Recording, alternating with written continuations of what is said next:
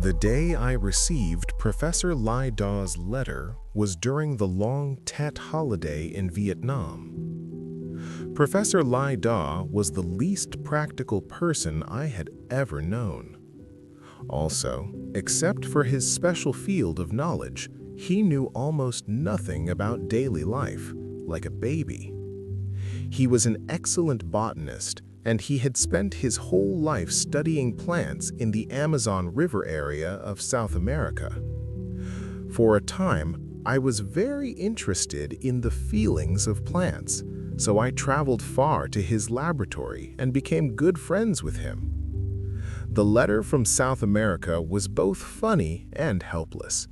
It said, "My son Bolai stays in Nepal and refuses to come back. So please find him and bring him back since you are nearby."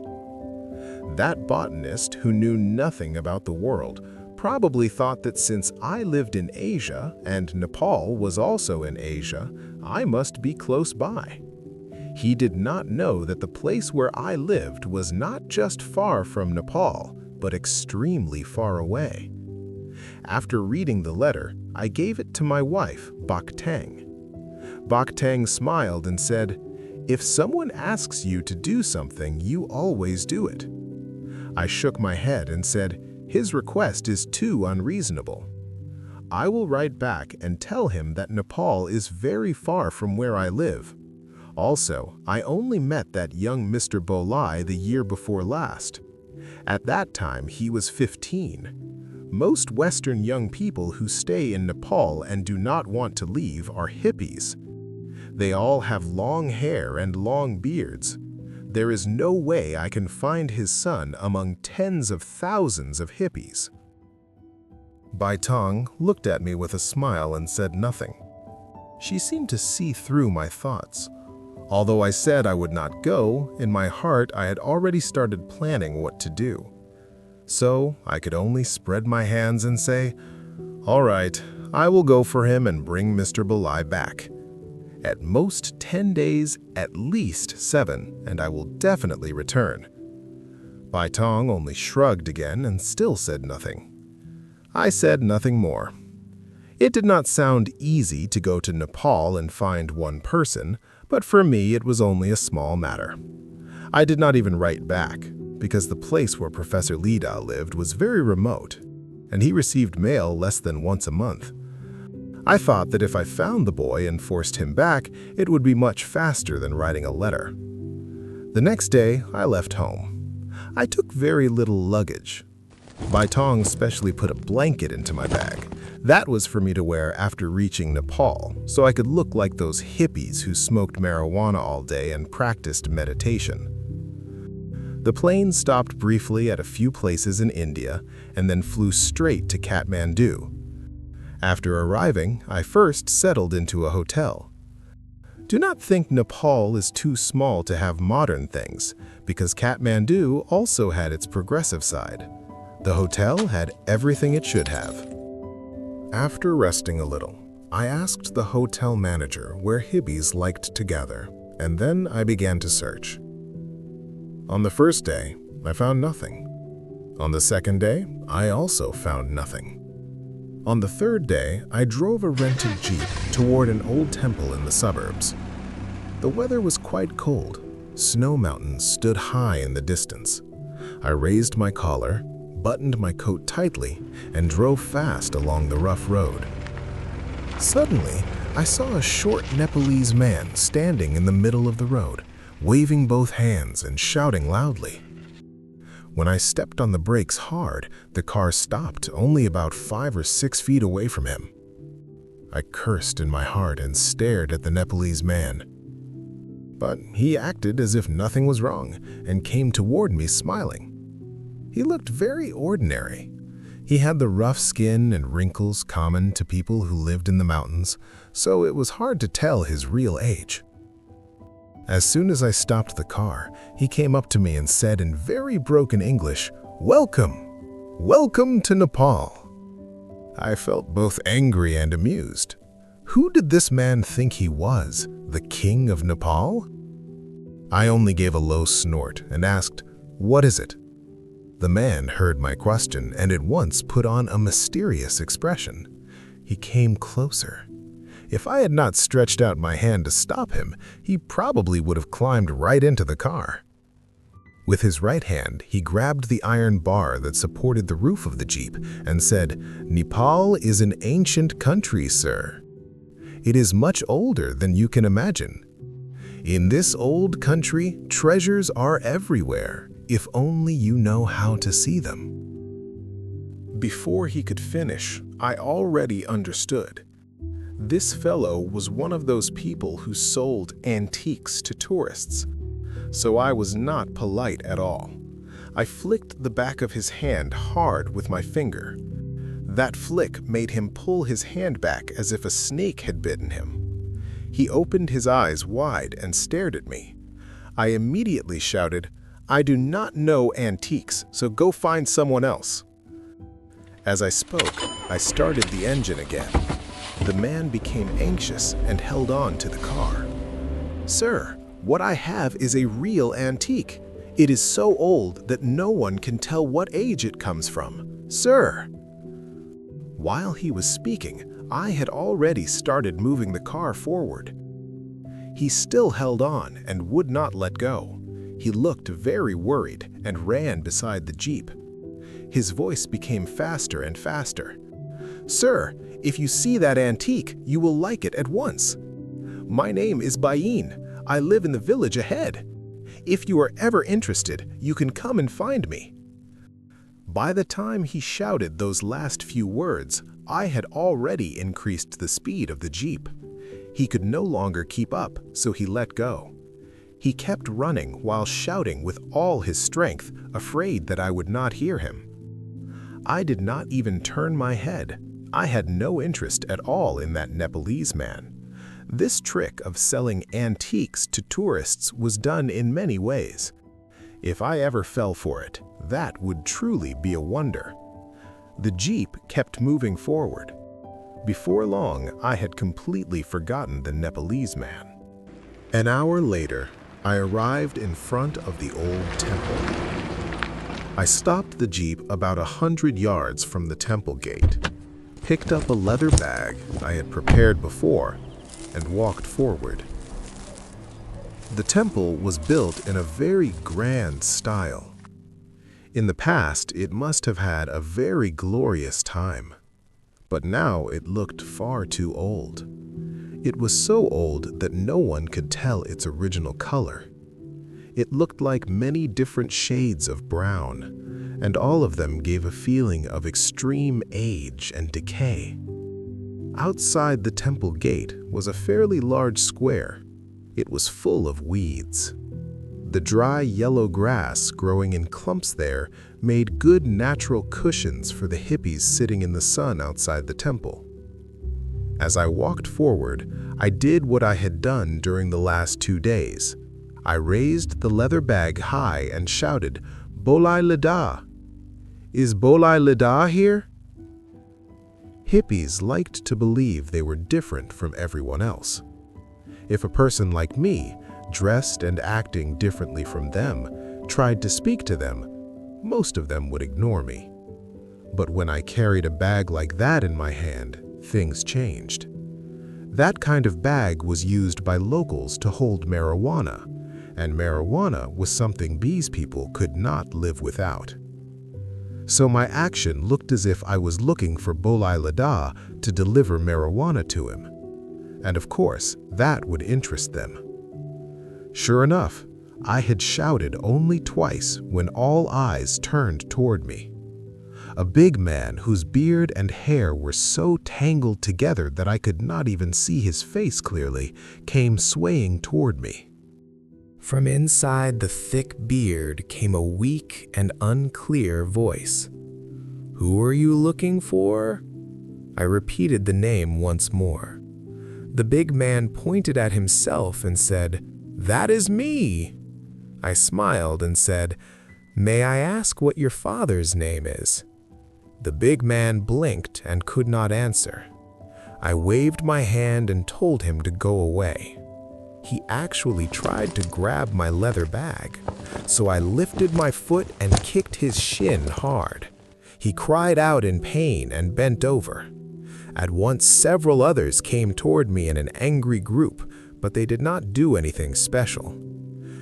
As I kept walking forward, I called Balai's name again and shouted, "Whoever helps me find him will get half of what is in this bag." That reward clearly caught their attention. I heard whispers everywhere. Several people ran into the temple.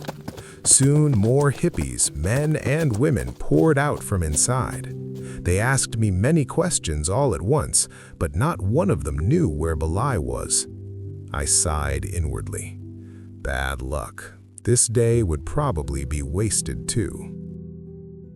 Still, the temple looked very old and full of history, so the trip would not be completely useless.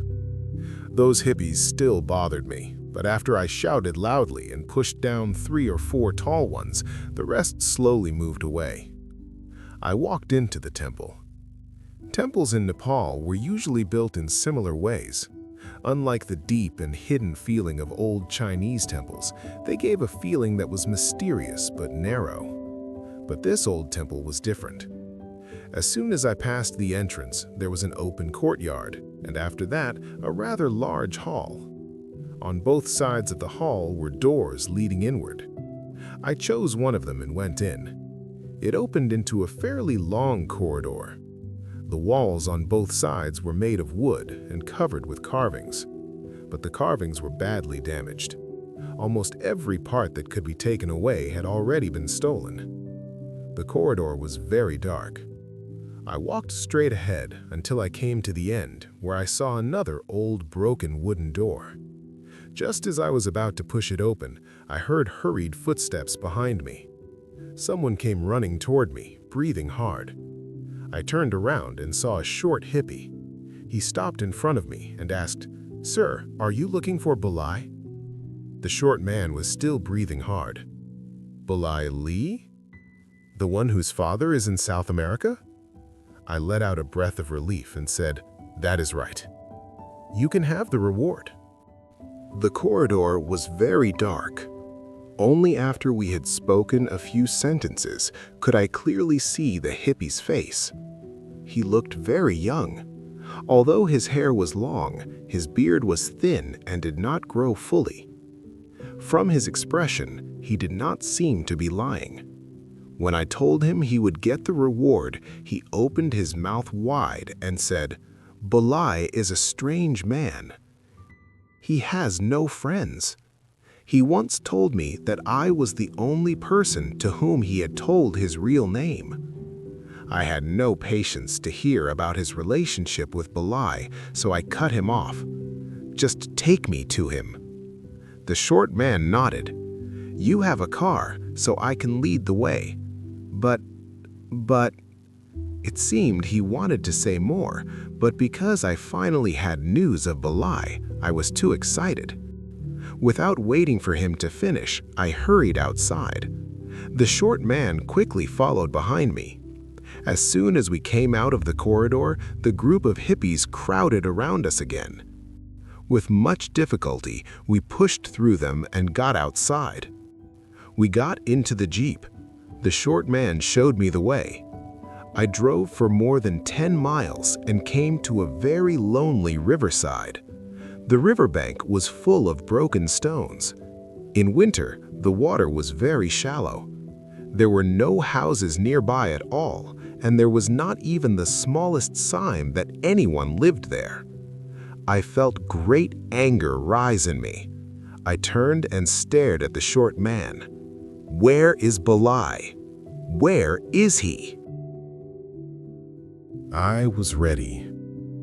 If the short man gave me one wrong answer, I would hit him with one punch, throw him out of the jeep, and leave him alone at that lonely riverside as punishment for cheating me. But his answer was completely beyond my expectation. He pointed toward a pile of stones raised up near the river and said, "Balai is there. A month ago, I bedded him there with my own hens." At that moment, I was truly stunned. This was something I had never expected.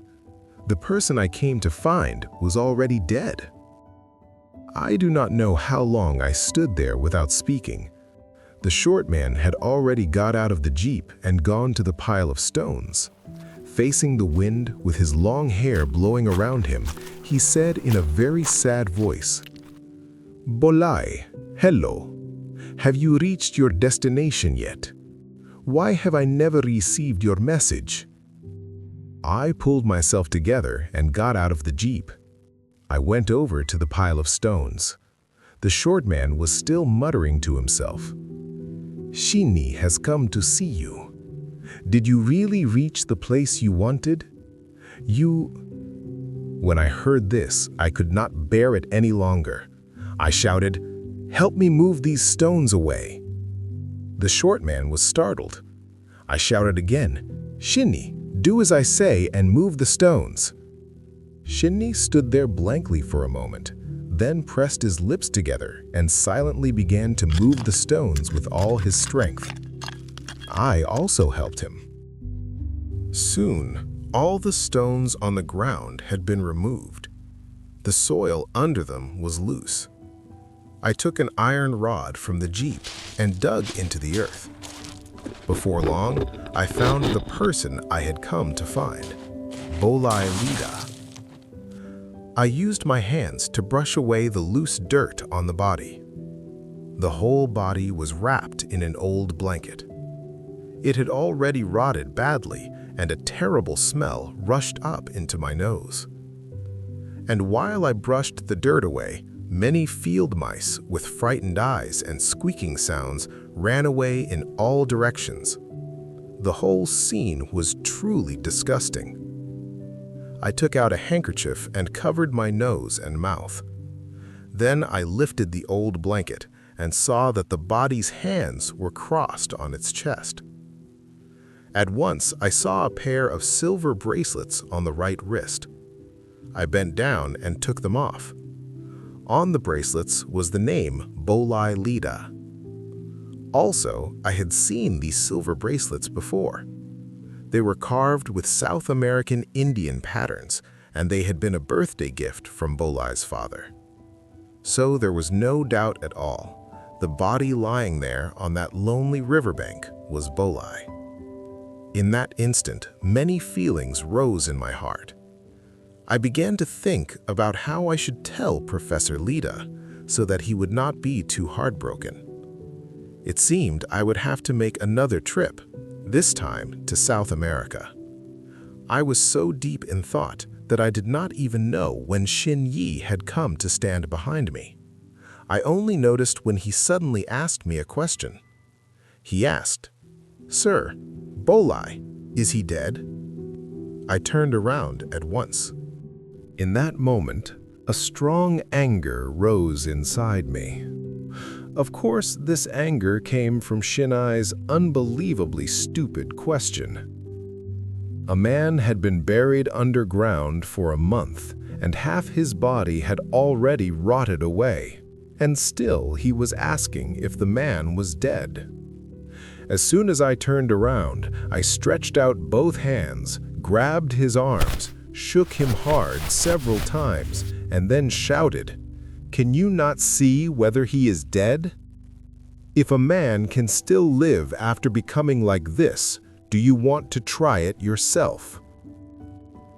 But to my surprise, although I treated him roughly, Shinai showed neither anger nor fear.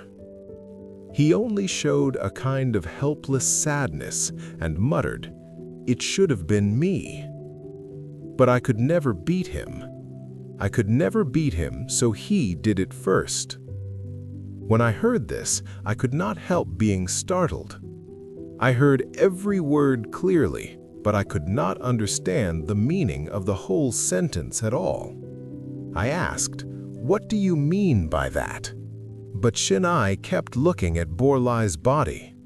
Then he asked again, "I ask you once more, is Borlai dead?" It was that same stupid and annoying question again. But this time I could see that something strange must be hidden here. Shinai clearly knew some secret about Borlai's death. If I became angry again, he might keep this secret forever and never speak. So I did not become angry. Instead, I answered his stupid question with an even stupider answer. I said, "Yes, he is dead."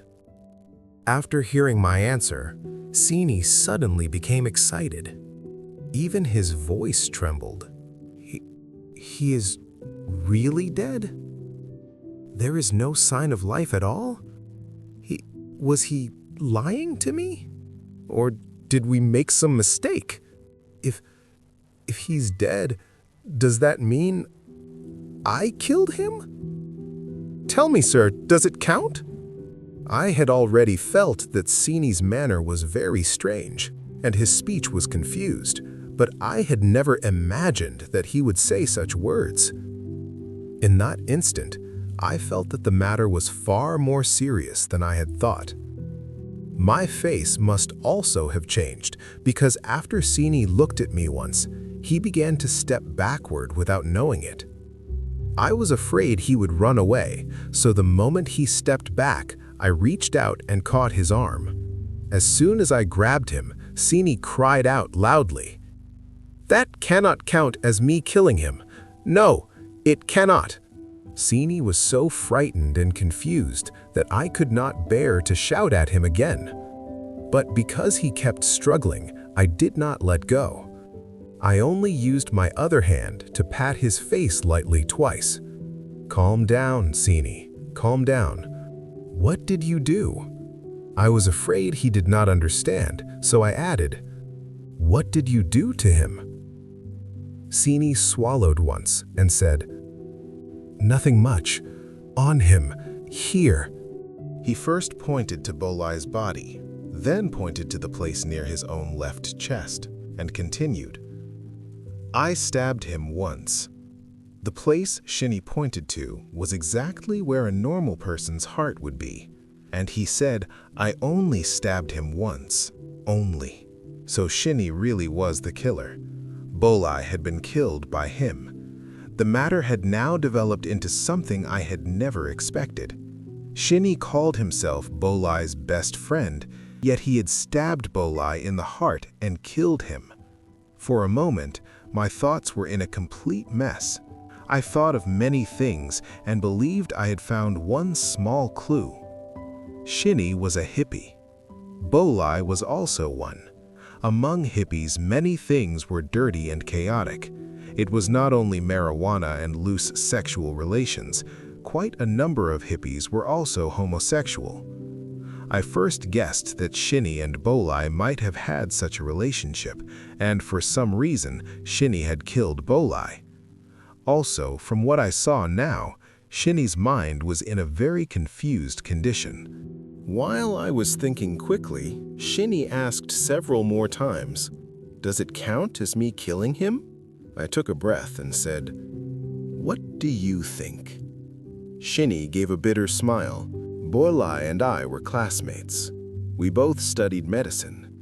We both knew that if you stabbed once here, he pointed again at the same place, you could certainly reach your goal. I took another breath. Yes, you reached your goal. You killed Bolai. What I said was simply the conclusion from Shinny's own words, and this conclusion was the most normal one possible. Anyone in the world would have reached the same conclusion. But as soon as Shinny heard my words, he gave a miserable cry, and his whole body began to tremble. Seeing this, I also felt very bad. Both Shinny and Bolai had been medical students at a world-famous university. They could have become people of achievement. But now one was clearly mentally unstable, and the other had become the victim of his unstable companion. I sighed and tried to make my voice gentler. Shinny, you killed Bolai. In a civilized society, killing someone has a price. I think your mind is not very normal, and perhaps you do not know what you have done. But no matter what, You must come with me to the police." While I was speaking, Shin-ni looked as if he were listening very carefully. But the moment he heard that I wanted to take him to the police, he suddenly went wild. When I say went wild, I mean that in that instant he suddenly made movements like a madman. Not that I had any real proof that he was truly insane. He gave one hard twist and broke free from my hands. Then he turned and ran at once. Naturally, I jumped after him immediately. My movements were fast enough, but Shin-ni's were even faster. When I lunged forward, I caught only the leather vest he was wearing.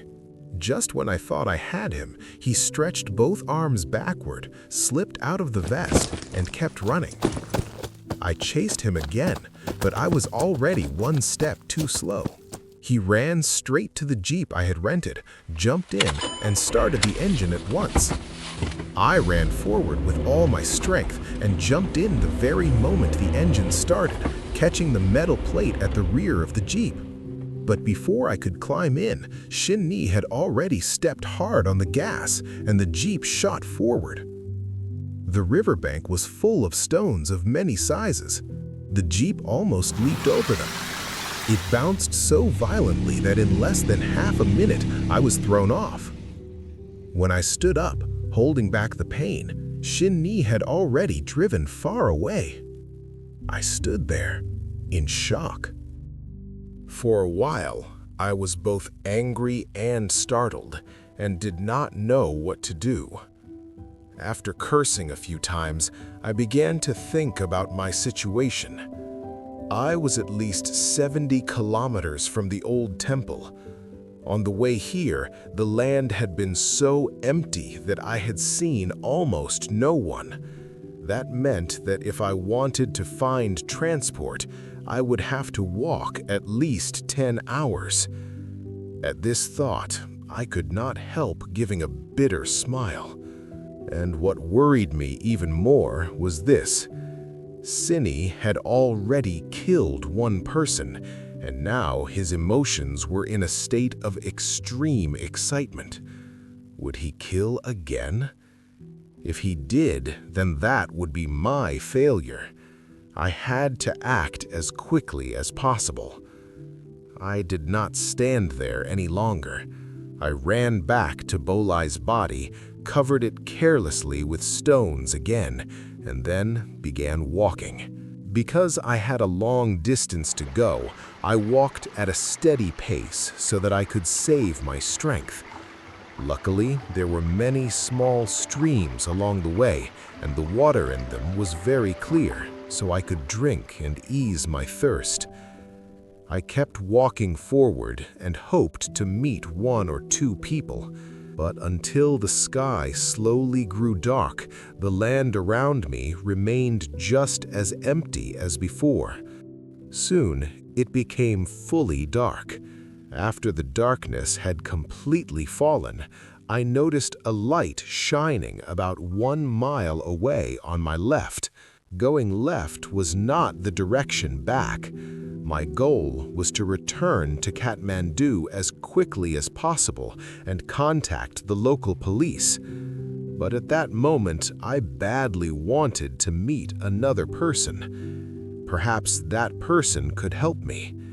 And that light did not seem very far away. So I changed direction and walked toward it. 10 minutes later, I saw that the light came from a lamp.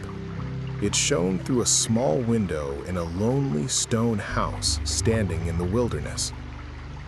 When I got closer, I saw that although the stone house was small, it had been built very strongly. The stones used for it were all about 1 foot square, and they had been cut very neatly. This was quite different from the rough and uneven stones usually used in ordinary stone houses. Before I even reached it, I already felt that this stone house was special. Cutting hard granite into such neat blocks was not easy at all. And because I felt curious, when I came near the stone house, I reached out and touched the stones a few times. As soon as I did, I became even more surprised. The stones not only looked neat, but felt very smooth. They had clearly been polished with great care. I knew a little about the Nepalese people who lived under the Himalayas. They were not usually the kind of people who worked with such patience and such attention to detail.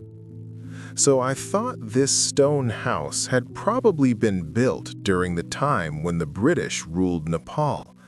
While thinking this, I turned the corner and found the door. The door was closed. I knocked on it a few times. It made a metallic sound. It was an iron door. Then I called out, "Is anyone there?"